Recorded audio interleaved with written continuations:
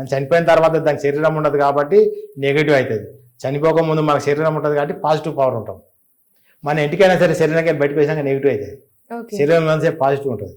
అయితే ఇప్పుడు అందరికీ ఈ జనరేషన్ ఉన్న యూత్ మొత్తం ఈ ఆత్మలతోటే పీడించబడుతురు. ఎవరు సరిగ్గా చదవట్లేదు, అందరు ఫోన్లకు అట్రాక్ట్ అయ్యారు. మనమేమో అక్కడ అంటే ఫోన్లు ఉన్నందుకు ఫోన్ లేకపోయినా వాడికి అట్రాక్ట్ అయ్యి చదవలేకపోతారు, టెన్షన్ పడుతున్నారు అని మనం ఫీల్ అవుతాం. అది కాదు, ఈ తాత ముత్తాతలకి వెళ్ళి ఎనర్జీలు వచ్చి ఇప్పుడు వచ్చే వరకు ఇప్పుడు వచ్చిన ఈ జనరేషన్కి ఏమైందంటే 200 ఎనర్జీలు ఉన్నాయి. ఒకనొకని ఇంట్లో 200 ఎనర్జీలు ఉన్నాయి. ఆ ఎనర్జీలు ఏం చేస్తున్నాయి, మనమని పట్టుకుంటున్నాయి. మనమే ఎవరికైనా లవ్ ఉంటుంది.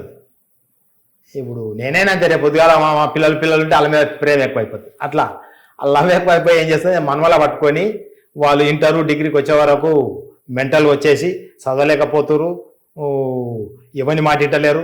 నెగిటివ్ ఎనర్జీ పట్టినాడు ఎవరిని మాటినాడు, వాడిని దోషిందే చేస్తాడు. వాడు ఏం చేస్తున్నాడో వాడికి తెలియదు.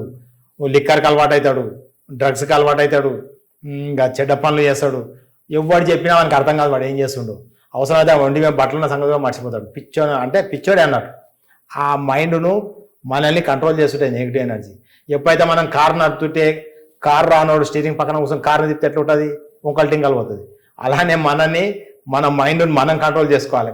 అలా కాకుండా మన దగ్గరకు వచ్చిన నెగిటివ్ ఎనర్జీ వేరే ఆత్మ అదేం చేస్తుంది, మన మైండ్ మన నెత్తిలో కూర్చొని మనల్ని గైడ్ చేస్తుంటుంది.